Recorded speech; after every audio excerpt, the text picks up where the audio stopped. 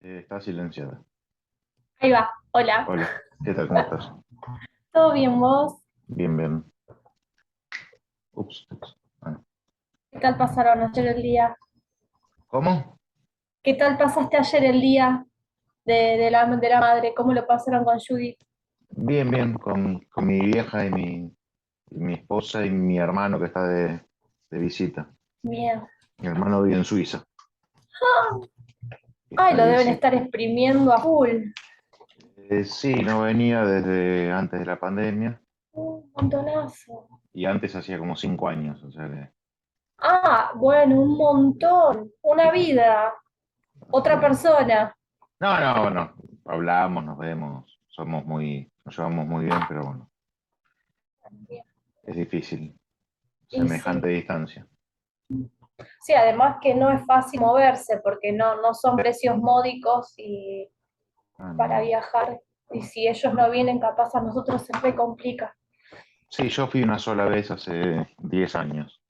Claro, es Mis viejos, imposible. mis viejos iban todos los años, pero bueno. Y sí, sale carísimo, es una mierda. Mm, Pero bueno. sí, sí.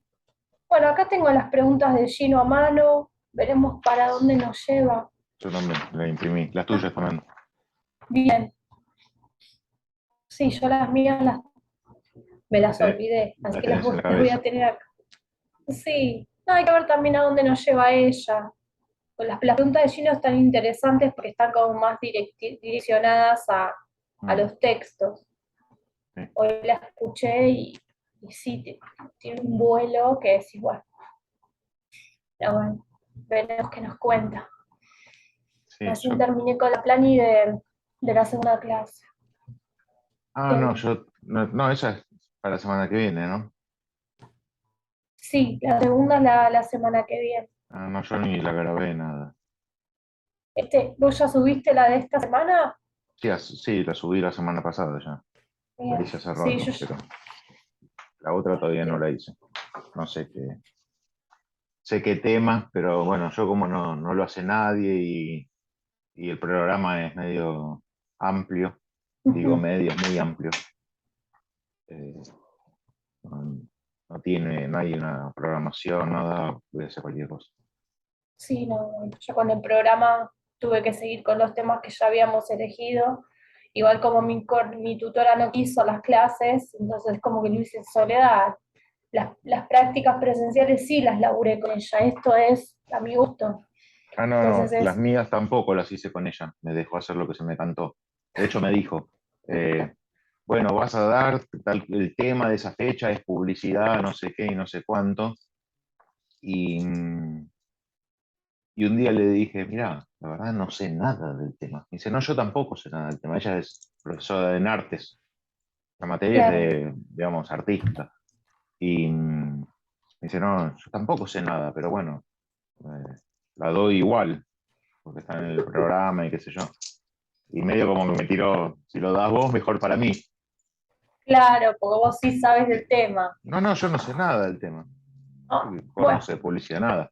Y le dije, mira, la verdad no, voy a tener que preparar algo. Y si no querés dar otro tema, le digo, sí, prefiero dar otro tema. ¿Qué preferís dar? Y bueno, ahí salió lo que di esas 3 clases, que fue el mismo tema, digamos.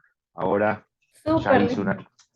ahora ya hice una clase sobre memes, que ya la subí y todo, una explicación, digamos, comunicacional y del concepto de meme, del meme de internet y qué sé yo. Y ahora haré 2 sobre cine experimental,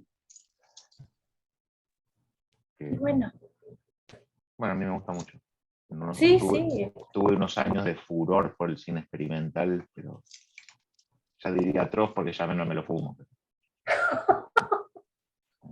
te pasaste de rosca, te gustó tanto, No, no, no, en mi casa tampoco se puede ver, lo tengo que ver solo.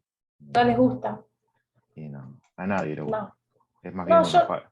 Sí. no he visto nada de cine experimental. Ah, bueno, como en cualquier arte, lo experimental, bueno, aporta mucho al desarrollo de las técnicas de las vanguardias, pero Claro. a veces es difícil de digerir. Cuando es una pintura, ahí está Val.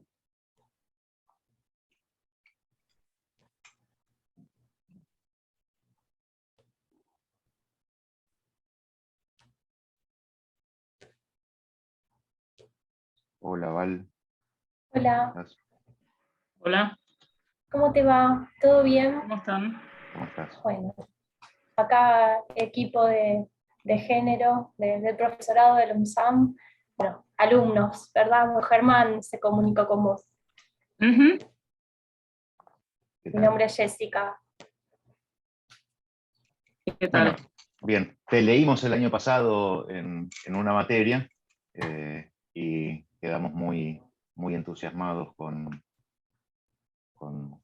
interrupciones. Y Ajá. bueno, ahora elegimos una materia optativa ambos de género y bueno, queremos hacerte algunas consultas para hacer un trabajo final de la materia, que es un podcast, por eso la necesidad del audio, ¿no? Ah, bien, bueno saberlo. Sí, vamos a trabajar con el audio de la entrevista, así que tranqui. Bueno, como te decía Germán, nosotros leímos parte de tu bibliografía y dentro de lo que es género, y nosotros en formación como futuros docentes, lo que nos hace ruido, lo que nos hace pregunta es justamente cómo el género atraviesa nuestra futura praxis, porque dentro de la materia hablamos de la historia de los feminismos, de las identidades, de lo que es el género, cuestiones más que nada conceptuales, pero nosotros, nuestra pregunta es cómo eso nos atraviesa, y por eso te convocamos a vos para pensar juntos, juntes. Ujú. ¿Cómo, cómo crees vos que la noción de género atraviesa nuestra praxis docente? Em, sí, la verdad que más que el concepto de género, cómo nos atraviesa, digamos, es a ver, cómo el género constituye como nuestra práctica docente, ¿no? Cómo, digamos, las distintas performances, identidades, roles de género van construyendo nuestra identidad docente, ¿no? Cómo esas dos identidades se van traficando como saberes, mandatos, interrupciones, ¿no? Eh, y cómo los procesos como de feminización y de masculinización eh, pensando en nada, de esos modos en que el género se hace inteligible en nuestra sociedad a partir de determinadas normas, ¿no? Y determinados marcos que vuelven reconocibles nuestros cuerpos, eso va nada, haciendo a la identidad de género, a la identidad docente, ¿no? Concretamente, nada, hay algunas cuestiones que esos que van permeando nuestros modos de dar clase, nuestros imaginarios en relación a las prácticas educativas, y en particular pienso que, nada, que hay un fuerte proceso de feminización de la identidad docente, no tanto en términos de, a ver, que rápidamente se piensa que hay una mayor cantidad de mujeres, ¿no? Dentro de la docencia, sino más pensando en un dispositivo de producción de conocimiento donde la feminización, digamos, lo que hace es operar como un proceso de inferiorización y de restar autonomía a la producción de conocimiento, ¿no? Como en esos términos lo pienso. Entonces, como constantemente, digamos, nuestra identidad de género, nuestra performance de género está eh, permeando nuestra identidad docente, ¿no? Y este proceso de feminización para mí está súper articulado con un proceso de heterosexualización del saber docente, ¿no? Eh, digamos que es más allá de la identidad sexogenérica que porte el docente, sino, digamos, cómo se construye el saber institucional que se pone en juego en las aulas, ¿no? Claro, como que nos antecede como trabajadores de la educación, o sea, somos trabajadores de la educación, esta forma de construir el saber nos antecede, llegamos a las instituciones y desde ese lugar del saber se nos oprime, se nos dirige un formato de enseñanza de alguna manera.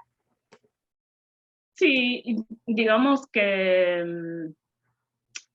no sé si es que llegamos a las instituciones y se nos oprime, sino que, nada, llegamos con una identidad, pero que a su vez la propia institución produce esa identidad con ciertos ideales reguladores de cómo debe ser una o un docente, ¿no? Porque si no pareciera que llegamos con una identidad y bueno, la escuela nos oprime, ¿no? O sea, la escuela es productora de esas identidades, de esos binarismos de género, y también están, digamos, las posibilidades de que otras identidades irrumpan en ese escenario escolar, nada, produciendo ahí cortocircuitos en esos marcos normativos, y que ahí hacen tambalear a la institución, y a su vez que haya propuestas que justamente lo que hagan es desarmar esos binarismos que constituyen nuestro pensamiento, ¿no? Y es una serie de binarismos, no solamente en relación al género, digamos, sino porque el género no funciona solo, no funciona de manera autónoma de la raza, de la clase, de la nacionalidad, ¿no? Entonces, el desafío es cómo trabajar de manera interseccional en ese campo de construcción de diferencias, ¿no? Claro, y dentro de lo que es la educación y pensándonos también como trabajadores de la educación, cómo paramos ante estas situaciones, ¿no? Digo, en el grupo lo charlábamos, cómo pensarnos desde nuestro género, desde nuestra identidad, para posicionarnos de una manera que también, más allá de las interrupciones, habilite, ¿no? A otras, a las disidencias que vienen dentro del aula, ¿no? Nuestros alumnos, de alguna manera. Eso quizás nos podés dar como herramientas o una mirada más situada, porque bueno, sos docente, ¿no? Sí, sí, primero pensar que, a ver, como para mí la disidencia, y es algo que vengo insistiendo a contrapelo del pensamiento más contemporáneo en relación a las disidencias, porque disidencia pasó a ser una identidad, ¿no? Sí. Y la verdad que desde que yo lo empecé a usar en el marco, digamos, hace bastante tiempo atrás, y era en el marco de un sector minoritario del movimiento de la disidencia sexual, que estábamos pensando la disidencia como una operación política, no como una identidad. Digamos, no era sinónimo de lesbianas, gays, trans, travestis, no binarias, ¿no? Intersex, sino que disidencia sexual nombraba un modo de analizar las políticas sexuales y cómo nuestros cuerpos eran regulados por esas normas que también se van desplazando coyunturalmente, ¿no? Pero lo que pasa es que después el término disidencia sexual incluso se le saca sexual, como vos dijiste, bueno, las disidencias que aparecen en el aula, ¿no? Como casi que está teniendo el mismo funcionamiento que diversidad, en términos conceptuales, ¿no?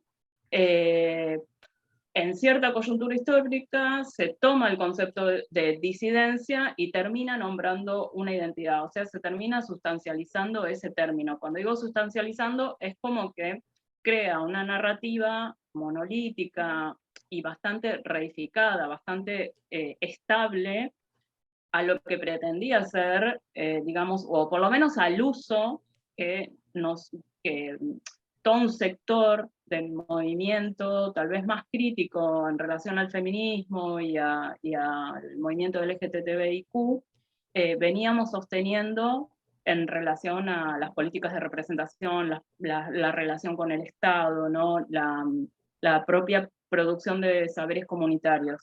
Entonces, disidencia sexual para mí nombra una operación política, afectiva, un modo de hacer. No, no es que está la disidencia se construye en nuestra práctica docente. Justamente cuando una instala una pregunta, cuando desnaturaliza una práctica, porque en esto de plantearnos, digamos, bueno, la relación entre el género en nuestra práctica docente, claro, tenemos miles de microgestos naturalizados que hacen a la normalización sexogenérica.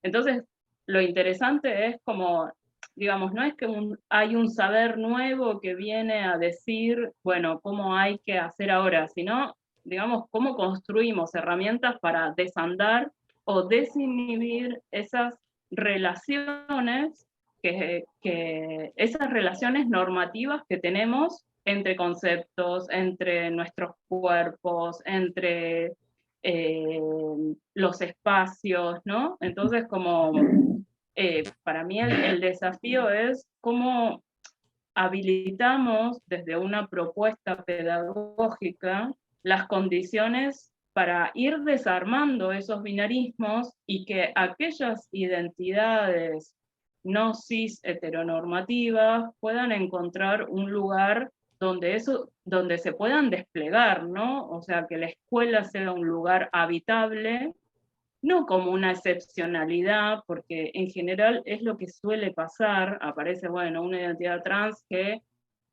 se individualiza, aparece como una excepción, como un caso, sino el tema es cómo eso puede ser una oportunidad para repensar las condiciones institucionales que se construyen desde la cis heteronormatividad, ¿no? Entonces, cómo se pueden poner en cuestión, no, digamos, bueno, sí, garantizar que esa identidad, que esa persona con esa autoidentificación pueda transitar la escuela en ciertas condiciones no hostiles, y si hay daño, de detener el daño y de que se pueda, que sea un lugar, digamos, de posibilidades de desarrollo intelectual y afectivo. Ahora, digo, no solo tiene que ver con la persona, sino qué se hace para desarmar las condiciones institucionales que hace que esas identidades sean invivibles o que se vivan en ciertas condiciones de hostilidad y hostigamiento. Bien, y nos decís con respecto a lo que son las propuestas pedagógicas, ¿tenés herramientas, tenés alguna guía para nosotros como para poder también compartir con nuestros compañeros? Porque justamente las pensamos desde la heteronorma, somos heterosexuales con Germán, digo, estas cuestiones de pensar lo diverso y esto que me señalás también, ¿no? De esto de la disidencia y que yo lo nombro ya como un constructo cerrado, también desde mi propio pensamiento y cómo estoy atravesada, digo, pensar en la posibilidad de habilitar un espacio para un otro desde una mirada que también a mí me permita repensarme, digo, esta conversación con vos me permite también repensar el recorrido de la materia que estamos haciendo con Germán y también mi propio pensamiento como psicopedagoga. Digo, ¿qué herramientas crees que son potables, interesantes desde lo pedagógico, ¿no? Ya no de esto desde el sentido común o desde el, bueno, que no sea hostil la escuela, no, que sea algo más que no hostil, ¿no? Primero eso y después qué, ¿no? Mira, como alguna, o sea, yo soy bastante reticente porque aparece muy frecuentemente la pregunta, bueno, digamos, por qué tenemos que hacer, por la receta, por el instructivo, digamos, y para mí es justamente desarmar, o sea, el desafío es cómo hacemos para desarmar esa pregunta y que la práctica sea ese lugar de acontecimiento donde también haya posibilidad para el asombro y qué lugar le damos ahí qué lugar le damos y qué lugar le da también la institución a la posibilidad de que eso tenga una instancia de registro y de colectivización de eso que que nos está pasando como docentes, ¿no? Que en general eso no suele, digo, la posibilidad del pensamiento colectivo en las instituciones, no hay espacios y porque no está pensado de ese modo, ¿no? Entonces queda cada docente ahí pensando sole, sin posibilidades como de intercambiar. Entonces me parece que una podría pensar como distintas estrategias, porque además las instituciones, o sea, pensar como una perspectiva situada de esto, digo, pensando, no sé, también en las cuestiones, en las propuestas de ESI, que digo que suele aparecer esto del, bueno, ¿qué hacemos? Nada, como que las instituciones también tienen su propia dinámica, son distintas, tienen sus singularidades, entonces digo, una puede decir una cosa para una institución, pero no es universalizable, como también tiene que, digamos, cómo podemos volvernos como lectores y lectoras de esas condiciones institucionales donde nos permita meternos en los intersticios para generar, digamos, estos temblores, ¿no? Eh, entonces, digo, me parece la posibilidad del pensamiento colectivo y la posibilidad de hacer alianzas entre docentes que tengan cierta afinidad política y pedagógica, eso me parece fundamental. Después la posibilidad, para mí, que es algo muy sencillo, pero la posibilidad de instalar una pregunta, donde como dice Deborah Brisman, arriesgar lo obvio, ¿no? Como desnaturalizar eso que aparece como una cosa que se nos aparece como habitual, como cotidiano, no sé, como arriesgar esa pregunta que puede abrir a un sinnúmero de debates. A veces es solo una pregunta, ¿no? Una pregunta que no busca respuesta, sino lo que busca es nada, hacer colapsar ciertas relaciones entre, ¿no? Ciertas relaciones normativas.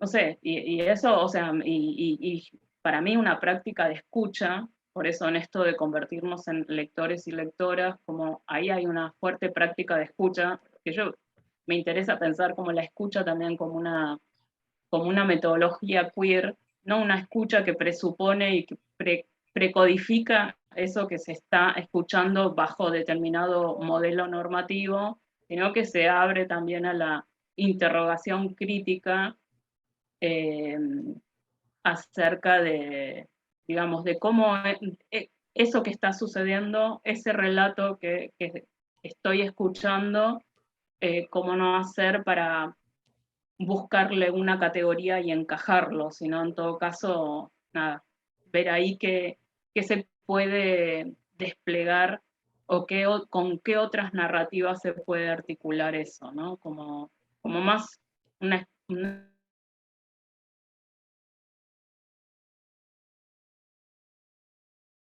desarrollar en la escuela que está atravesado por por axiomas morales permanentemente, ¿no? Sí, y una necesidad también de nombrar absolutamente todo, de organizar, de decir, bueno, esto es esto, digo, no desde, bueno, la estructura normalista, ¿no? No escapa, falta mucho para que eso cambie y uno mismo también como trabajador de la educación tiene que trabajar muchísimo para repensar estas cuestiones.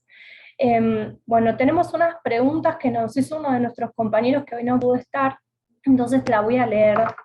Ajá. Dice, en el capítulo Pedagogías antinormativas, una herida en el corazón del saber, sostenés que en el discurso educativo la propia identidad sexual no puede ser mencionada por un emisme. ¿Cómo pensás que viven su identidad los docentes homosexuales y disidentes dentro del aula? No sé si quedó claro. La vuelvo a preguntar si no.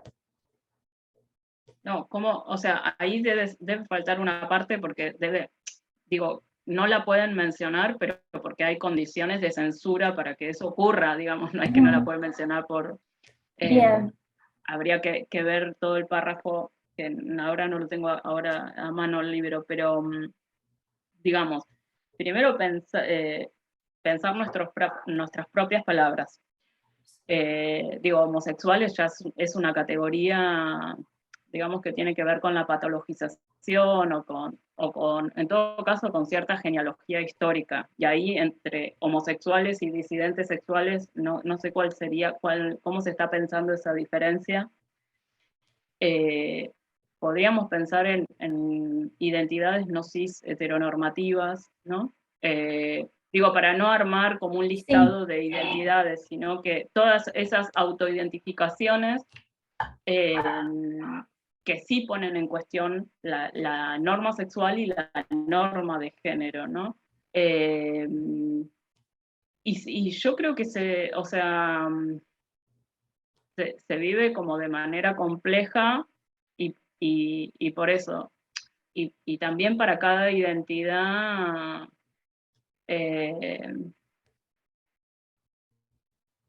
no funciona de la misma manera. Digo, las identidades trans, por la propia aportación de cuerpo, que ya de algún modo hace colapsar el género como sistema visual, ¿no? Ya ahí interrumpe y ya genera como, digamos, una disonancia que no hay manera de ocultarla, digamos. A diferencia tal vez de lesbianas que son más, lesbianas como más femeninas, o las maricas, o los putos que mantienen cierto rango de masculinidad, que podrían tener un passing hetero, digamos, que requiere tal vez de una explicitación o de una autoenunciación para visibilizar esa identidad, ¿no? Entonces, digo, para cada identidad funciona como de distintas maneras. Y lo cierto que sí sigue siendo complejo, a pesar de estar, digamos, de tener cierto marco normativo a nivel jurídico que ha habilitado algunos debates y que ha movilizado los imaginarios culturales en realidad en relación eh, a otras formas de vivir los placeres, los deseos, los géneros, ¿no? Pero sin embargo parece que la escuela sigue siendo un bastión de normalización muy fuerte, ¿no?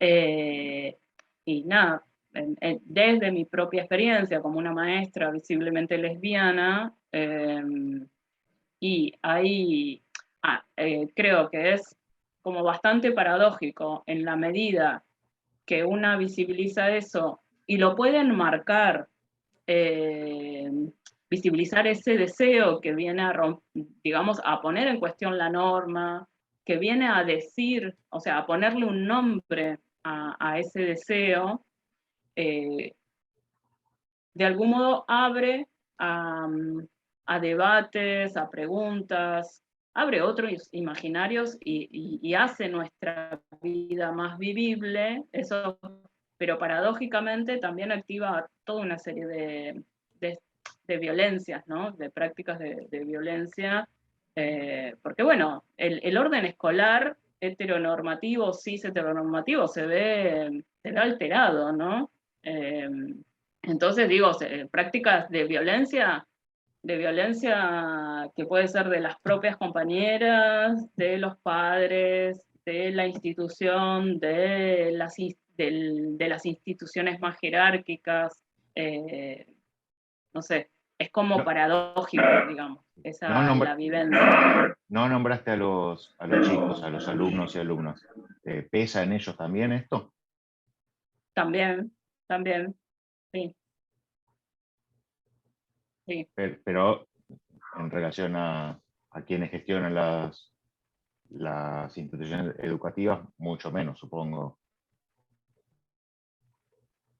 Yo creo que, o sea, ahí hay como eh, eso, las posibilidades de abrir conversaciones como súper interesantes y abrir a relatos que también hacen a esas tramas cotidianas de los chicos y de las chicas, que también, o ya sea porque algunos de ellos son o lesbianas o gays o están transicionando, o porque sus familiares o tienen eh, algún pariente cercano que tiene alguna de estas identidades, ¿no? Entonces eso hace a que a interrumpir la cotidianidad como normalidad, ¿no? O sea, como que, bueno, esto también forma parte de nuestra cotidianidad.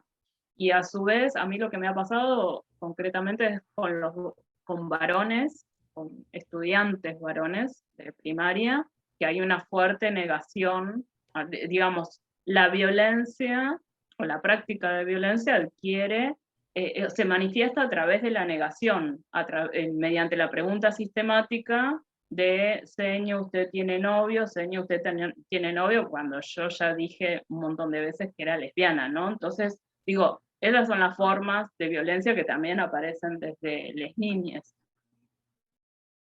Claro, como una reafirmación también de esa norma que conocen o la que tienen más a mano, porque bueno, ante esa diferencia, ¿qué pasa también en las casas cuando ellos quizás preguntan? Porque quizás preguntan y le dicen, no, seguro tiene novio y dice eso por otra cosa, porque a veces también estas cuestiones impactan en las casas de manera bastante disímiles, ¿no? Y depende de las edades de los niños y las niñas, aunque en secundaria también se ve mucho esto, que la violencia es entre alumnos por estas cuestiones, estas distintas identidades, la violencia se impacta entre ellos directamente, físicamente. Yo trabajo en educación técnica, acá en Capital, como asesora pedagógica, y lo que se ve es eso, ¿no?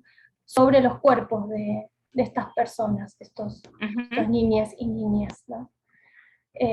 Así que bueno, vos, Germán, ¿querías preguntarle algo más? No. Porque hemos abarcado sí. casi todo. Sí, sí. Y no queríamos robarte más tiempo. Eso, no queríamos robarte tanto tiempo. Te agradecemos muchísimo. Y bueno, cuando tengamos el trabajo hecho, te lo enviaremos por si querés escucharlo. Bueno, dale. ¿Y quiénes son los profes de ustedes ahora en este momento? De la materia que están... Valeria Lobet, Valeria, ¿no? Sí, se llama, y otra profesora más. Sí.